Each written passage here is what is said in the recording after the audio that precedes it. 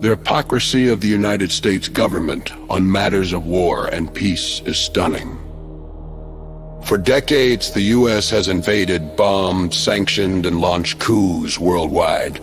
The invasions and bombings were either direct or via proxy militias armed by the CIA or via client states such as Israel. For over a century, the U.S. has regarded the entire world as its legitimate sphere of influence, arrogating to itself the right to choose governments via hard or soft power. Since just 9/11, U.S. wars killed 900,000 people directly, according to Brown University's Costs of War project, with another 3.5 million people dying as an indirect effect. The wars cost over $8 trillion and displaced over 30 million people from their homes. If we go back to the 1960s, the number killed by U.S. wars includes the several million killed in the Vietnam War, the approximately 1 million killed by U.S. support for the Indonesian military's attacks on left-wing groups, and the hundreds of thousands killed in dirty wars and government overthrows throughout Latin America. In 1953, the CIA overthrew the democratically elected government in Iran and installed the Shah.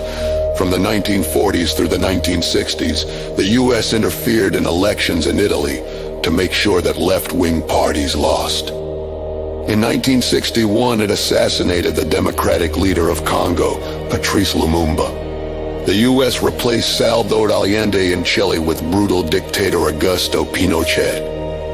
In 1975, Senator Frank Church held hearings to investigate CIA wrongdoing, including coups, assassinations, and spying on and infiltrating left-wing groups. During the hearings, 3 witnesses died mysteriously. One died right before he was supposed to testify.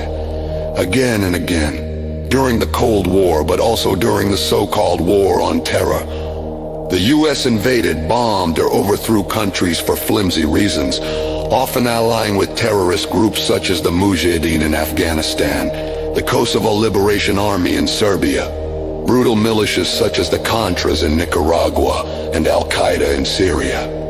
Speaking of Syria, the U.S. has occupied 1/3 of Syria, the parts with oil since about 2015 with help from its proxy army, the SDF. The wars, overthrows, and associated sanctions caused mass migrations worldwide, particularly in Europe and at the southern U.S. border, and destabilized politics. Yet almost nobody, except for whistleblowers, was held accountable for these disasters. Indeed, many of the same people are in Congress or work for the government or the weapons industry. Moreover, the U.S. government lied about almost all the wars, in particular, about the wars in Vietnam, Iraq, and Afghanistan, but also about the war in Yugoslavia, as documented in Harper's Magazine and elsewhere. In short, the Kosovo Liberation Army that the U.S. supported was a terrorist organization funded by the CIA.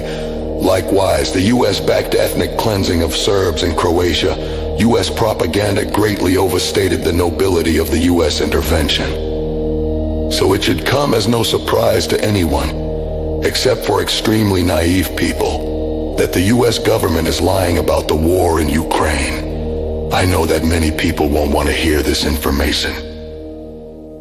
According to Chas W. Freeman, former ambassador to Saudi Arabia and lifetime director of the Atlantic Council, the U.S. engineered the 2014 Maidan coup in Ukraine that replaced a democratically elected government with one subservient to the U.S.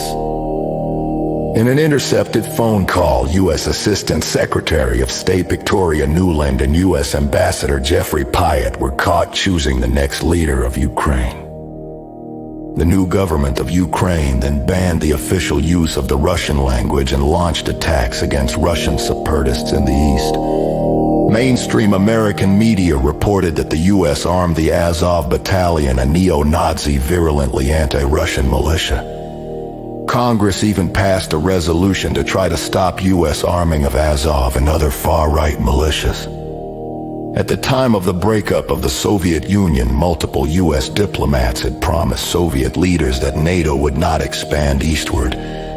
Numerous senior U.S. diplomats, academics, journalists, and even secretaries of defense opposed expanding NATO eastward and predicted it would result in a war. Rand Corporation studies recommended arming Ukraine as the best way to weaken and overextend Russia. Rand predicted that this would result in a war and that Russia would have the advantage, so the war would need to be carefully managed.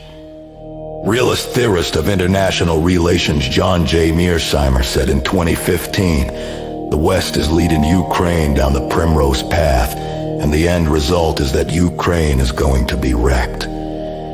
Diplomat and historian George Kennan, architect of the Cold War, called NATO expansion after the breakup of the Soviet Union a tragic mistake.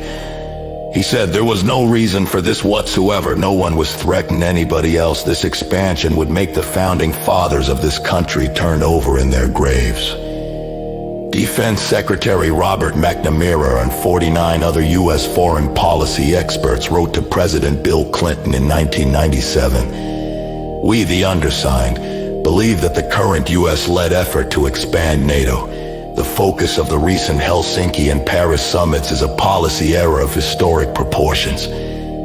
We believe that NATO expansion will decrease Allied security and unsettle European stability." Right before the 2002 Russian invasion, Bernie Sanders gave a speech in which he spoke of warnings by U.S. diplomats about NATO expansion. Sanders said it is hypocritical for the United States to insist that we do not accept the principle of spheres of influence. For the last 200 years, our country has operated under the Monroe Doctrine. Does anyone really believe that the United States would not have something to say if, for example, Mexico was to form a military alliance with a U.S. adversary? The New York Times and Washington Post reported on peak CIA involvement in Ukraine since at least 2014. Ambassador Jack Matlock, President Reagan's ambassador to the USSR, said in a 24 Schiller Institute interview, "Why don't we understand that trying to remove Ukraine from Russian influence and put military bases there would be, in their case, absolutely unacceptable and worthy of defense?" Matlock said the U.S. backed the 2014 coup, and obviously to any Russian leader, not just Vladimir Putin, that would have been an absolutely impossible hostile act which they had to react to. And in particular, they were not going to lose their naval base in Crimea. Finally, Matlock said the Ukrainians are dominated in their thinking by neo-Nazis. We tend to ignore that, or when Putin points it out, we say he's lying. He's not lying. In short, the U.S. exploited divisions in Ukraine between pro-Western and pro-Russian oblasts in order to provoke a war to weaken Russia, we in Europe, from Russian energy, and enrich U.S. energy and military companies. The U.S. used the poor Ukrainians as disposable pawns in a nasty geostrategic chess game. The New Yorker reported that after the Russian invasion, the CIA and NSA worked hard to hide what happened in Ukraine. The U.S. has over 750 overseas military bases. The United States withdrew from the following arms treaties: Anti-Ballistic Missile Treaty, Strategic Arms Reduction or START II Treaty, Intermediate Range Nuclear Forces Treaty, Joint Comprehensive Plan of Action, JCPOA, the Iran Deal, and the Open Skies Treaty. So the U.S. invades countries far from its borders for flimsy reasons. Russia was responding to U.S. provocations along its borders in a country in which eastern provinces were staunchly pro-Russian, and in which U.S. armed Nazi militias were attacking Russian speakers. The U.S. lies about every war. How naive can you be to believe they're telling the truth about this one? Would the U.S. allow Russia to overthrow the government in Quebec, ban the official use of English, and arm anti-U.S. militias? The Pentagon, which has never passed an audit and which can't account for trillions of dollars of assets, now has an annual budget of close to $1 trillion. The Lancet reports that U.S. and EU sanctions kill between 500,000 and 1 million people each year. The U.S. has been trying to overthrow the government of Venezuela for years. President Trump is now ramping up hostilities towards the country. The U.S. is planning for war with China and is pre-positioning massive amounts of equipment for that purpose. Given all this, the U.S. has the hubris to call Russia and China the aggressors. Wise up, people.